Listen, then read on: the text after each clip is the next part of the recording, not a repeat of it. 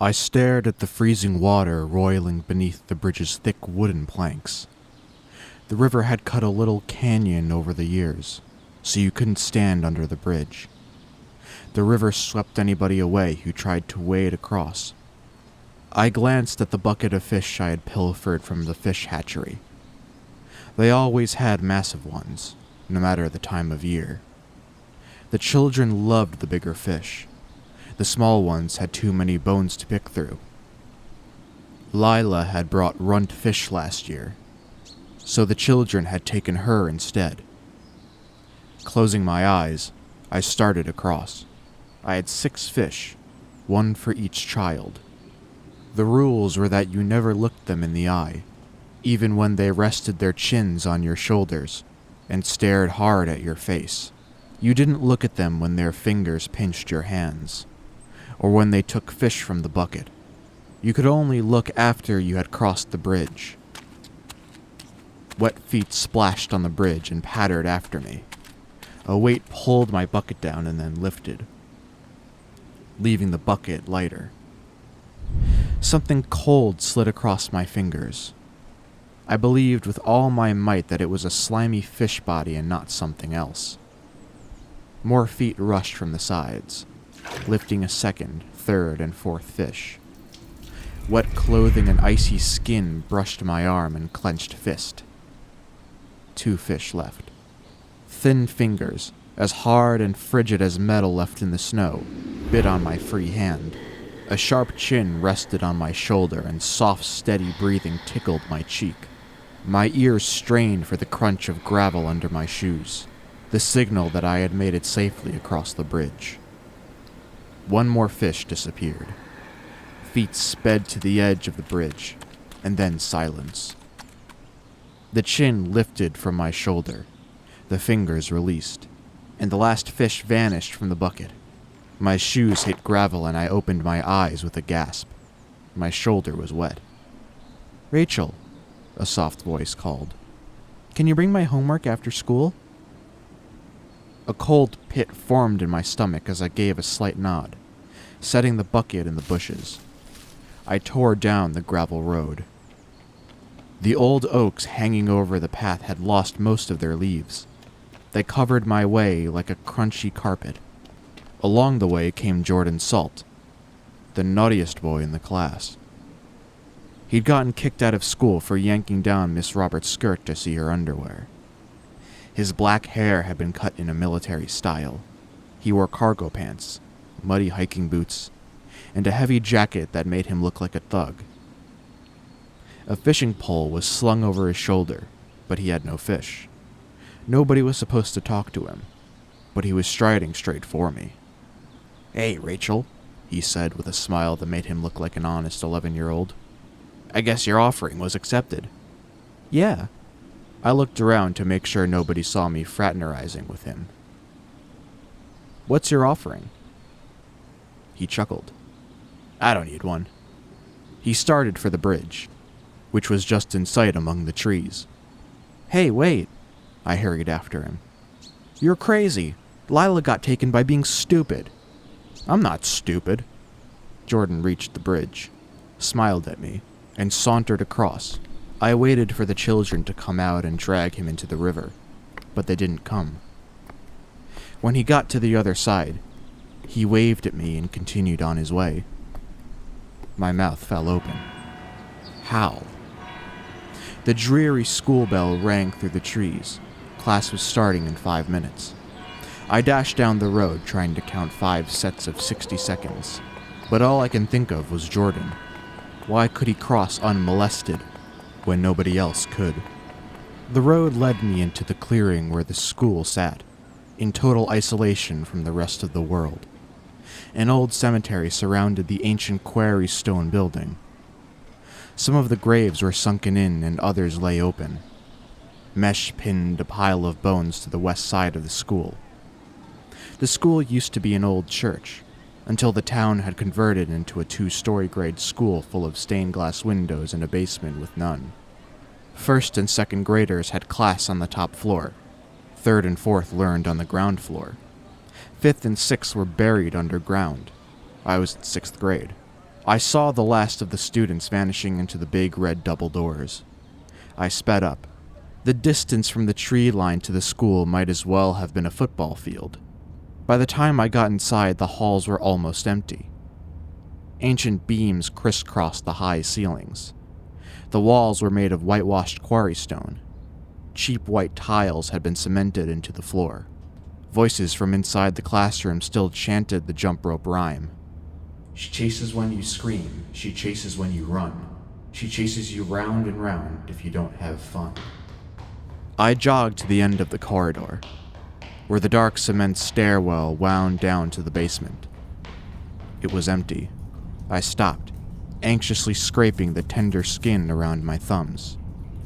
Mia liked to hang out in the stairwell when nobody was around.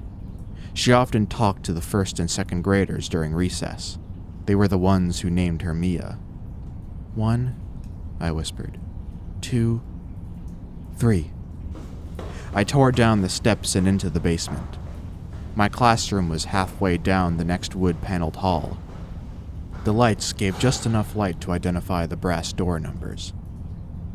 As I darted around the corner, I saw Mia standing in the stairwell, watching like she wished to speak to me. Her arms and legs tapered into needlepoints. She always wore the same black frock, and her dark hair cascaded over a pallid face. Miss Roberts was writing something on the chalkboard when I shoved into the all-wood classroom and sat down. I pulled my jacket and fanned my sweaty face with one of the sleeves. Claudia, who sat to my right, leaned over and asked, "Did you see Mia?" "Yeah."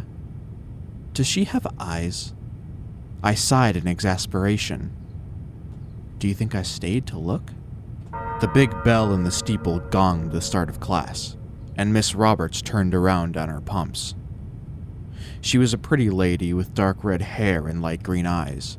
Freckles dusted her nose and rosy cheeks. As always, she wore pink and green. Even her perfume reminded me of pink and green.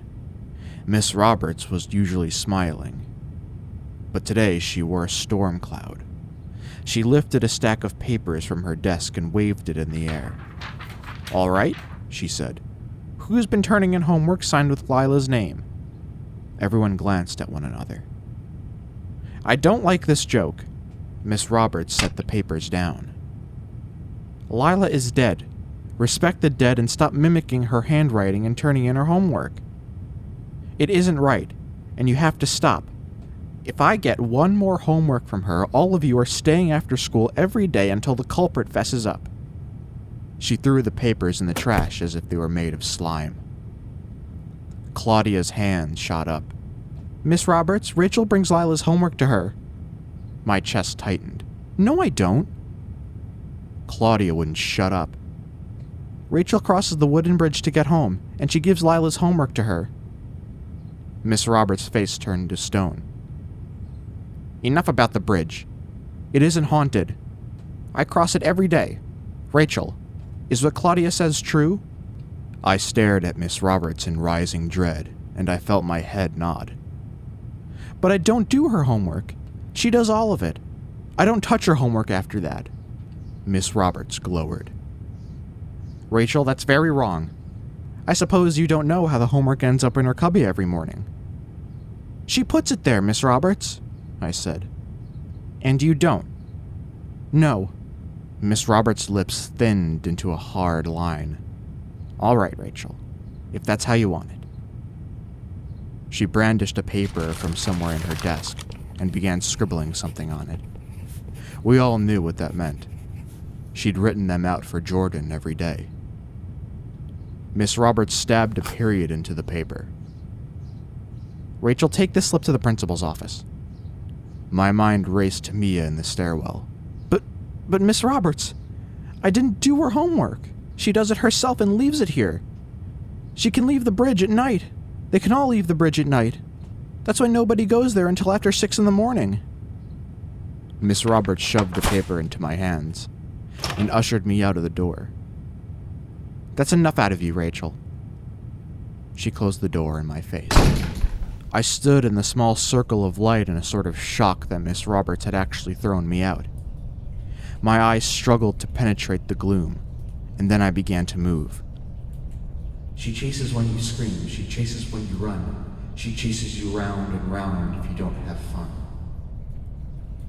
I reached the stairwell and peered into the dark recess. Light from the ground floor shone like a skewed triangle on the wall. I started up. My feet echoed against the walls, but halfway up another set raced up the steps with a sharp clickety-clickety-click. Mia's jet-black hair appeared at my knees. My knees buckled and I stumbled against the wall, keeping the paper between my face and hers as she stood upright. "Don't run, don't run." Small whimpers escaped my throat as I labored to the top of the stairs. I could just see the needle points of Mia's feet, stepping lightly beside me. I reached the landing and walked into the corridor. The principal's office was at the other end of the school. Mia clicked beside me the whole way. The paper quivered in my hand. Would nobody come out of their classroom? Nobody needed the bathroom. Of course not. Nobody used the bathrooms here. They would rather wet their pants. At last I reached the office. It was modern, with a bluish-gray carpet and all the newest equipment. The phones worked. There was a cell phone service. The computers were shiny, and it didn't smell like an attic. Mrs. Granger, the secretary, smiled as I came in. "Good morning, Rachel. What are you doing here so early?" Mrs. Granger knew my name because I always said good morning to her whenever I saw her, which was when I wasn't almost late for class. "Why didn't your friend come in with you?" Chills wrapped down my spine. "She's not my friend." "Are you two fighting?" I shook my head and gave her the paper. I stole a glance behind me and released a long breath. Mia was gone. I seriously considered running home, but I would have to cross the bridge, and I didn't have Lila's homework. If I couldn't get an extra set of homework, I would have to give her mine. "Wait in that chair, Missy," said Mrs. Granger, as she took my paper into the principal's office. I sat in the chair farthest from the doors and gazed at the autumn sky through the wide windows. The new windows had been built so that you wouldn't have to see the ancient graveyard. A few minutes later, Mrs. Granger returned. "Miss Harrison will see you now." Mrs. Granger gave me a look that said, "You're a bad girl, Missy." I escaped the principal's office. Miss Harrison sat in the large black swivel chair. She indicated the small seat in front of her desk. "Sit." I did so, and stared at her in abject terror.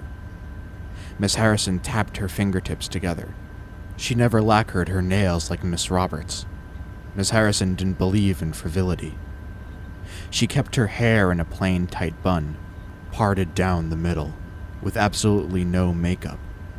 She said it was a mask that insecure women wore. She and Miss Roberts despised each other. "Rachel Mackenzie," she said in a severe monotone. "Let me tell you this once, and I do not want to repeat it again. Do you understand me?" "Yes," I whispered. "Pretending that Lila is alive and turning in her homework is blatant disrespect for the dead. Do you know what I am saying, Rachel Mackenzie?" I nodded, hoping she would send me home early. "Pretending that Lila is alive is not something we encourage here in the Wilkins School. We expect our students to be bright and smartly dressed, with no superstitious shenanigans. Do I make myself clear, Rachel Mackenzie?" "Yes, ma'am." "For your misconduct, you will have detention after school.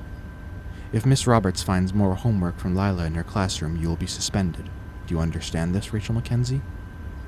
"Yes, ma'am." "Good. Now remain where you are while I call your mother." Miss Harrison picked up the phone and dialed my home phone. I tried to become as deaf as possible as Miss Harrison accused my mother of raising a delinquent. Miss Harrison dropped the phone in the cradle and fixed her sharp black eyes on me. "You may go, Rachel Mackenzie. You will walk back to your classroom. Do I make myself clear?" "Yes, ma'am." "Go now." I hurried out of the room in rising dread. I would be alone at the end of the day, in an empty school. The bell rang and Miss Roberts marched me up to the principal's office without giving me my homework. She handed it to me after I was safely locked in a second-grade classroom on the second floor. It was the farthest one from the stairs. Miss Harrison herself stood guard over me, but she didn't stay in the classroom. As much as I hated that woman, I wished she would stay with me instead of patrolling the halls for trash. If she found any, she reprimanded the nearest innocent teacher and threatened her with her life. One of the chairs scrapped against the floor behind me, and my hands balled into fists. Whoever it was rifled through papers and pencils. Lead scrapped on paper. What poor soul would read a note to themselves in the morning? Sharp steps approached from the desk, and I threw my head into my arms. Click, click, click crossed the floor to the blackboard. Chalk slid and squeaked on the slate for several minutes. My toes curled up in their shoes and my fingers gripped my elbows until the nails drew blood. The chalk stopped and hit the floor. The door swung open and Miss Harrison's voice snapped like a high-pitched glass. Soft but harsh at the same time. "Rachel Mackenzie, you may go. What have you done?" My head jerked up. "Nothing." Miss Harrison thrust her hand at the chalkboard and I almost screamed. In crooked writing were the words, "She chases when you scream. She chases when you run. She chases you round and round if you don't have fun." "What is the meaning of this, Rachel Mackenzie?" said Miss Harrison. "I didn't do it." "Then who did?" Sweat collects in my palms. "Mia." Miss Harrison seized the chalkboard eraser. "You have another day of detention. Now go." She began erasing the mess with a hard hand, but the words still remained in fading lettering. Miss Harrison set her jaw and struggled to erase what was left. She would be there for a while. Slinging on my bag, I hurried out the door while trying not to break into a run. As I rounded the corner and came in view of the stairwell, I stopped dead in my tracks. Mia was peeking at me from the top step. Something glittered where her eyes should have been. Ducking out of sight, I leaned against the wall and squeezed my bag straps. It was no use trying the fire escape. It was padlocked and Miss Harrison carried the key. I hazarded a glance around the corner. Mia had gone. Finding what shreds of courage I possessed, I made my way to the stairs. Click, click, click sounded behind me and I spun around with a startled cry. I'd have done anything to take that scream back, but it was too late. Mia, who had been walking behind me, smiled. The grin took the entire bottom of her pallid face. The bulky, sharp teeth collapsed perfectly together. Her eyes bulged open, lidless and red. The blacks of her eyes looked like messy ink blots. 2 points of light gleamed in their depths. Dropping to all fours like a giant bug, Mia rushed me. Clickety-clickety-click. I tore for the stairs. My legs flopped like rubber and I almost hit the floor, but caught myself with one hand. My bag hiked over my head, and for a second I was running blind. Crashing into the wall, I felt Mia's teeth snap on the back of my shirt. I flung the bag off my head and the teeth ripped free as the bag knocked Mia down. My feet tangled on themselves and I skidded across the floor. Out of the corner of my eye, I saw Mia bound towards me. My vision darkened and I could only see her, hands and feet slapping the pale tile. I regained my footing and lunged for the stairs. Mia's pointed arms dinged the floor like knife tips where my shoes had been. Through a haze, I saw the stairs were 3 classroom doors away now. 2 doors, 1 door. I darted recklessly down the steps and jumped the last 3 to the landing. Mia dropped behind me, pointed limbs pinging the tile. The walls echoed with the sounds of panic as I rocketed down the next flight and hit the ground floor sprinting. Mia yanked at my backpack, but her grip slipped off as I burst outside. I slammed into the janitor. "Watch it, kid," she snapped. I couldn't remember if I apologized or not. She sped through the cemetery across the field. and onto the gravel road. I halted at the bridge and slapped my hand over my heart. I didn't have Lila's homework. Tears stung my eyes. My nerves couldn't take this much longer. I bit my nails, but suddenly remembered that I did have homework. Mine. Grabbing the bucket, I put my homework inside and approached the bridge. Okay, I murmured. 1, 2, 3. I closed my eyes and crossed the bridge. This time, only one pair of wet feet approached and yanked the homework out of the bucket. "Thank you, Rachel," Lila whispered. I reached the other end and tore for home. Under an especially ancient oak, I spotted Jordan swinging his fishing pole in one hand. 3 large fish and a small one hung on a Y-shaped stick. "You got detention today?" he said. I swallowed a breath. "Yeah. What's it to you?" Jordan smiled. "That's how you get out." My brows knit. "What do you mean?" "Get kicked out of school and you're free." Jordan leaned his pole against the tree. "Once you get kicked out, you can cross the bridge any time you want, and Mia will stop bothering you. The children only like the kids who go to the school. You saw me this morning, nothing happened." I licked my lips. "How do I get kicked out?" "You have to do something pretty awful. I tried everything I could, but when I threw up Miss Roberts' skirt, that was the end for me. You could start kicking Miss Harrison, and then bite her. That should do the trick. She deserves it, too. You have to be brave enough to do it, though. Are you brave enough?"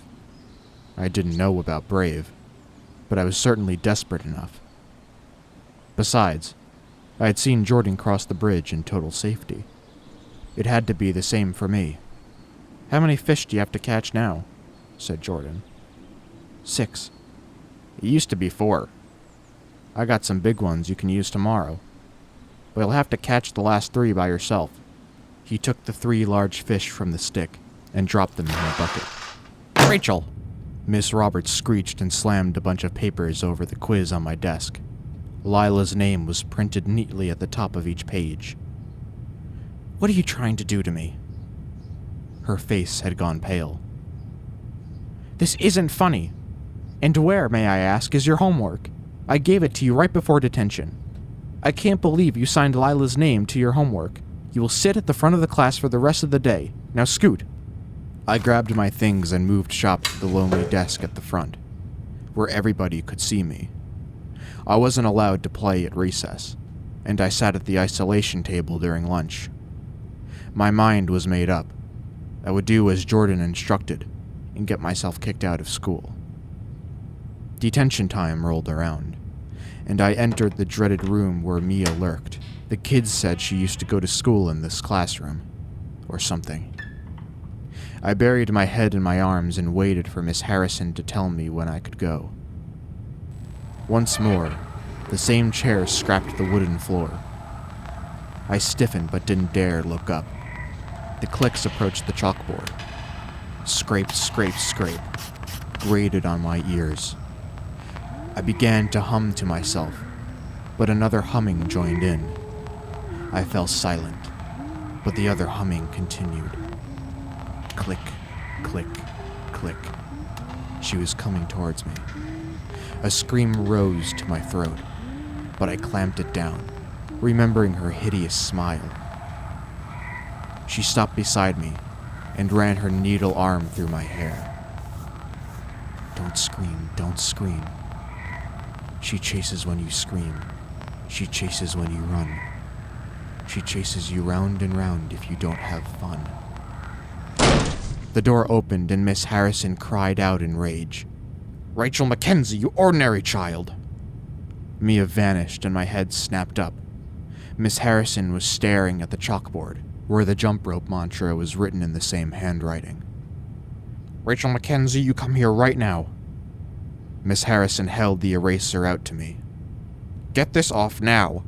You are not allowed to touch the chalk, do you understand?" I walked over. I didn't touch the chalk. "Enough of these games. I will suspend you. Now apologize. I want to hear it. My chance had arrived. No. Miss Harrison's brow went up. Excuse me? I'm not apologizing. I won't. I'm giving you one more warning, Rachel Mackenzie. Snatching the eraser out of her hand, I flung it at her face, and it puffed on her nose. As she sneezed and fluttered her lids, I shoved her into the door and bit her hand as hard as I could. Was this enough to set me free? I made doubly sure and kicked her in the shins. Miss Harrison opened the door, caught me by the hair, and flung me into the hall. Get out, you little devil child, she shrieked. You're not coming back to this school, ever. You're gone. Get out, get out, get out, you little brat. She chucked the eraser at my fleeing form and continued after me. I don't want to see you here ever again. Skidding around the corner, I sprinted to the stairwell and another eraser hurtled past my head. I darted down the stairs, but Miss Harrison stayed at the top, still screaming in helpless fury. I reached the ground floor a few seconds later and dashed into the autumn air. I swerved around the janitor and hightailed it for the bridge. When it came into view, the ecstasy of my escape snuffed out, and I halted at the edge of the wooden planks. Lila had wanted her homework again, but I had nothing but my backpack. Now was the moment of truth, when Jordan's words would ring true, or I would become a child under the bridge. Taking a deep breath, I began to cross. My ears readied for the wet steps to splash towards me. I waited for Lila to ask for her homework, and then feel her steely fingers clench my arms in fury.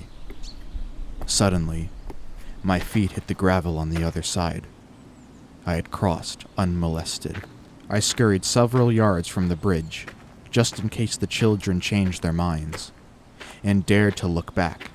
Only the evening mist settling on the iron railings rose from beneath the bridge. I thought I saw a figure standing near the middle, hands over her face and weeping. But then she was gone. I ran home.